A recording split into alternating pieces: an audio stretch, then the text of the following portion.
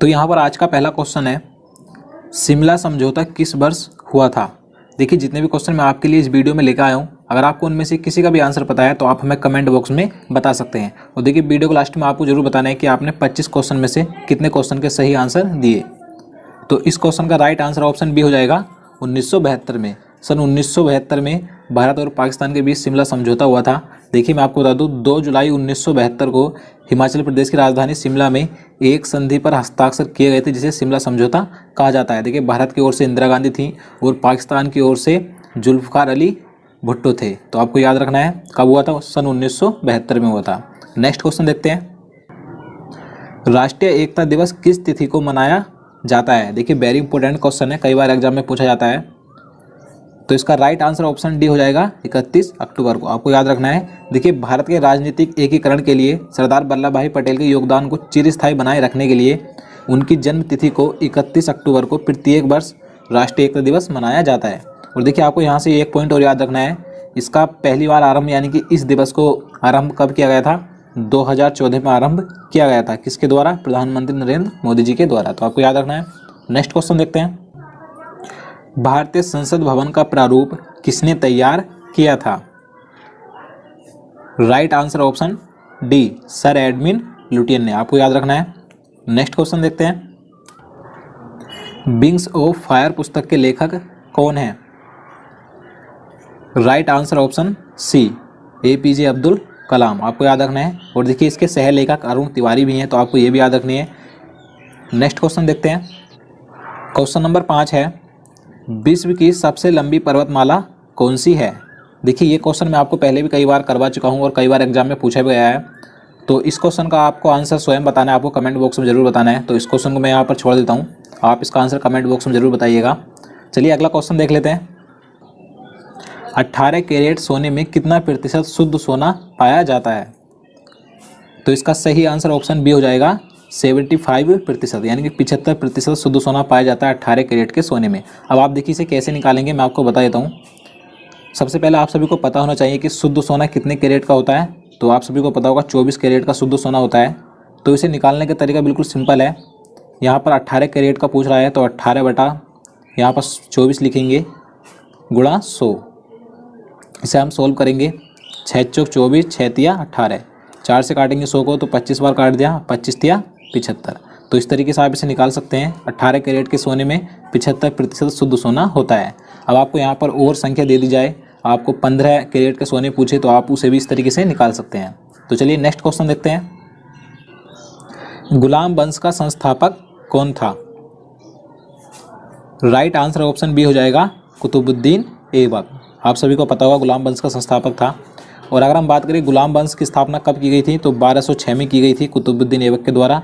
ये कब से कब तक चला था, 1206 से 1290 तक गुलाम वंश चला था। तो आपको याद रखना है। नेक्स्ट क्वेश्चन देखते हैं, क्वेश्चन नंबर 8 है, जल्लीकट्टू किस राज्य का प्रसिद्ध खेल है।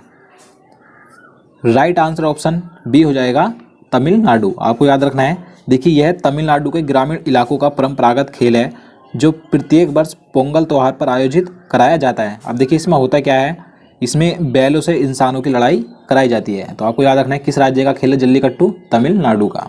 नेक्स्ट क्वेश्चन देखते हैं, भारत के राष्ट्रीय ध्वज का डिजाइन किसने तैयार किया था। राइट आंसर ऑप्शन सी, पिंगली वेंकैया ने। आपको याद रखना है। और देखिए भारत की संविधान सभा ने इसे 22 जुलाई 1947 को अपनाया था। तो आपको ये भी याद रखना है, भारत की संविधान सभा ने इसे कब अपनाया था, 22 जुलाई 1947 को। चलिए अगला क्वेश्चन देख लेते हैं, फॉरवर्ड ब्लॉक के संस्थापक कौन थे। सही आंसर ऑप्शन सी हो जाएगा सुभाष चंद्र बोस। देखिए फॉरवर्ड ब्लॉक एक राजनीतिक दल था, यानी कि एक राजनीतिक पार्टी थे और इसके संस्थापक सुभाष चंद्र बोस जी थे। आपको याद रखना है। नेक्स्ट क्वेश्चन देखते हैं, बनारस हिंदू विश्वविद्यालय की स्थापना किसने की थी।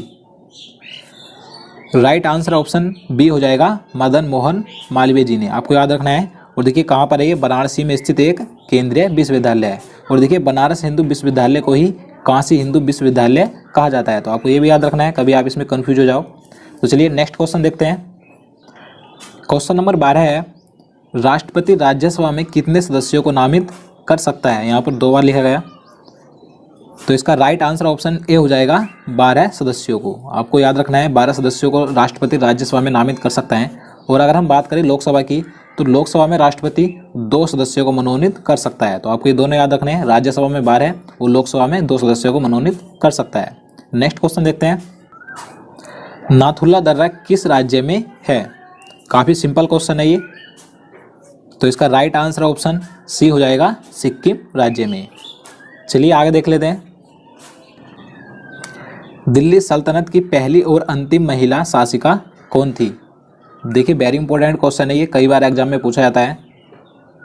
तो राइट आंसर ऑप्शन ए हो जाएगा रजिया सुल्तान। आपको याद रखना है ये दिल्ली सल्तनत की पहली और अंतिम महिला थी। और अगर आपसे पूछा जाए कि दिल्ली सल्तनत की पहली मुस्लिम महिला शासिका कौन थी, तो ये भी रजिया सुल्तान ही थी। चलिए आगे देख लेते हैं आप, बेटन कप किस खेल से संबंधित है? Right answer option B hockey. आपको याद रखना है हॉकी से संबंधित है बेटन कप। और देखिए हॉकी के अन्य कप मैं आपको बता देता हूँ, जैसे कि Aga Khan cup, Rangaswamy cup, Indira cup, Nehru cup, Scindia cup आदि। तो आपको ये सभी याद रखने हैं। नेक्स्ट क्वेश्चन देखते हैं, क्वेश्चन नंबर 16 है, नीति आयोग का अध्यक्ष कौन होता है? देखिए काफ़ी महत्वपूर्ण क्वेश्चन है ये। तो इसका सही आंसर ऑप्शन बी हो जाएगा प्रधानमंत्री, यानी कि भारत के प्राइम मिनिस्टर नीति आयोग के अध्यक्ष होते हैं। और देखिए नीति आयोग की स्थापना 1 जनवरी 2015 को की गई थी। इसे योजना आयोग के स्थान पर लाया गया था, आपको याद रखना है। और देखिए यहाँ पर नीति की फुल फॉर्म होती है NITI, नीति आयोग, यानी कि नीति की पूरी फुल फॉर्म होती है national institution for transforming India. आपको याद रखनी है। और देखिए अभी हाल ही में नई सरकार ने नीति आयोग का पुनर्गठन किया है। इसके जो अध्यक्ष हैं आप सभी को पता होगा, प्रधानमंत्री नरेंद्र मोदी जी इसके अध्यक्ष हैं। और इसके उपाध्यक्ष बनाए गए हैं डॉक्टर राजीव कुमार। आपको अध्यक्ष और उपाध्यक्ष दोनों याद रखने हैं। तो चलिए आगे नेक्स्ट क्वेश्चन देखते हैं, भारत में वित्त आयोग के सदस्यों की नियुक्ति किसके द्वारा की जाती है? सही आंसर हो जाएगा ऑप्शन ए राष्ट्रपति के द्वारा। देखिए भारत में वित्त आयोग का गठन भारत के राष्ट्रपति के द्वारा 5 वर्षों के लिए किया जाता है। देखिए इसमें एक अध्यक्ष और 4 अन्य सदस्य होते हैं, ये आपको याद रखना है। और देखिए वित्त आयोग की स्थापना 22 नवंबर 1951 को की गई थी। देखिए वित्त आयोग संवैधानिक निकाय है। इसका भारतीय संविधान में अनुच्छेद 280 में वित्त आयोग के गठन का प्रावधान किया गया है। और अगर हम बात करें 14वें वित्त आयोग के अध्यक्ष इस समय कौन है, तो YV रेड्डी हैं, ये आपको याद रखना है। और देखिए 15वें वित्त आयोग के अध्यक्ष बनाए गए हैं NK सिंह को। आपको याद रखना है NK सिंह का कार्यकाल, यानी कि इनकी सिफारिशें 1 अप्रैल 2020 से शुरू होंगी। तो आपको याद रखना है 14वें वित्त आयोग के अध्यक्ष हैं YV रेड्डी और 15वें वित्त आयोग के अध्यक्ष हैं NK सिंह। तो चलिए आगे नेक्स्ट क्वेश्चन देखते हैं, महात्मा गांधी जी को राष्ट्रपिता के रूप में उल्लेख सबसे पहले किसने किया था? देखिए इस क्वेश्चन में बताना है कि महात्मा गांधी जी को सबसे पहले राष्ट्रपिता कहकर किसने पुकारा था।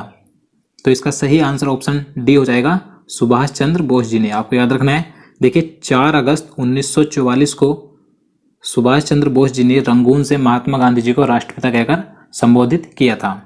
तो चलिए आगे नेक्स्ट क्वेश्चन देखते हैं, क्वेश्चन नंबर 19 है, अखिल भारतीय हरिजन संघ की स्थापना किसने की थी? तो अखिल भारतीय हरिजन संघ की स्थापना की गई थी महात्मा गांधी जी के द्वारा। तो इसका राइट आंसर हो जाएगा ऑप्शन डी महात्मा गांधी जी ने। आगे नेक्स्ट क्वेश्चन देखते हैं, प्रथम मैसूर युद्ध किसके बीच लड़ा गया था? सही आंसर हो जाएगा ऑप्शन ए अंग्रेजों और हैदर अली के बीच। आपको याद रखना है प्रथम मैसूर युद्ध 1767 ईस्वी में शुरू हुआ था और ये 2 वर्षों तक चला था और इसकी समाप्ति हुई थी 1769 ईस्वी में। देखिए मद्रास की संधि करने पर ही इस युद्ध की समाप्ति हुई थी अंग्रेजों और हैदर अली के बीच में। और देखिए जो मैसूर युद्ध हुआ था, ये मैसूर वर्तमान में कर्नाटक राज्य है, आपको याद रखना है। तो चलिए आगे नेक्स्ट क्वेश्चन देखते हैं, भारतीय राष्ट्रीय कांग्रेस का प्रथम अध्यक्ष कौन था? देखिए काफ़ी आसान क्वेश्चन है ये, मैं आपको पहले भी कई बार करवा चुका हूँ ये क्वेश्चन। तो इसका सही आंसर हो जाएगा ऑप्शन बी WC बनर्जी, यानी कि व्योमेश चंद्र बनर्जी भारतीय राष्ट्रीय कांग्रेस के प्रथम अध्यक्ष थे। अगर हम बात करें इसके संस्थापक कौन थे, तो आप सभी को पता होगा A.O. ह्यूम इसके संस्थापक थे। आप यहाँ पर देख सकते हैं। देखिए भारतीय राष्ट्रीय कांग्रेस की स्थापना 28 दिसंबर 1885 को की गई थी। आपको ये डेट याद रखनी है, भारतीय राष्ट्रीय कांग्रेस की स्थापना 28 दिसंबर 1885 को की गई थी। चलिए आगे देखते हैं, भारत में डाक व्यवस्था शुरू करने वाला ब्रिटिश गवर्नर जनरल कौन था? राइट आंसर हो जाएगा option A, Lord Dalhousie. Bharat में डाक व्यवस्था की शुरुआत करने वाला British governor general Lord Dalhousie था। और देखिए, आप सभी ने राज्य हड़प नीति का नाम भी सुना होगा, तो जो हड़प नीति भी अपनाई थी वो लॉर्ड डलहौजी ने भी अपनाई थी। तो ये भी कई बार एग्जाम में पूछी जाती है, तो आपको ध्यान रखनी है। चलिए आगे देखते हैं। महात्मा गांधी जी ने सर्वप्रथम भारत में सत्याग्रह का प्रयोग कहाँ किया था? देखिए, ये भी काफ़ी महत्वपूर्ण क्वेश्चन है, तो इसका सही आंसर ऑप्शन डी हो जाएगा, चंपारण में। देखिए, बिहार के चंपारण जिले में 1917 ईस्वी में महात्मा गांधी जी ने भारत में अपना प्रथम सत्याग्रह का प्रयोग किया था। देखिए, ये सत्याग्रह नील की खेती के लिए किया गया था। तो ये कई बार एग्जाम में पूछा जाता है कि महात्मा गांधी जी ने सर्वप्रथम भारत में सत्याग्रह का उपयोग कहाँ किया था? तो चंपारण में किया था। तो आप इसे याद रखिएगा। चलिए नेक्स्ट क्वेश्चन देखते हैं। भारत की स्वतंत्रता प्राप्ति के समय ब्रिटेन के प्रधानमंत्री कौन थे? सही आंसर हो जाएगा ऑप्शन बी, इटली। देखिए, जिस समय भारत आज़ाद हुआ था 15 अगस्त 1947 को, उस समय ब्रिटेन के प्रधानमंत्री इटली थे। अगर हम बात करें उस समय गवर्नर जनरल कौन थे, तो लॉर्ड माउंटबेटन उस समय गवर्नर जनरल थे। आपको ये भी याद रखने हैं। तो चलिए आगे नेक्स्ट क्वेश्चन देखते हैं। क्वेश्चन नंबर 25 है, स्वराज मेरा जन्मसिद्ध अधिकार है, यह है किसने कहा था? देखिए, इस क्वेश्चन का आंसर आपको कमेंट बॉक्स में बताना है कि ये नारा किसने दिया था। तो दोस्तों, आज के लिए इतना ही। उम्मीद करता हूँ आपको वीडियो पसंद आया होगा। अगर आपको वीडियो अच्छा लगा हो तो वीडियो को लाइक कर देना।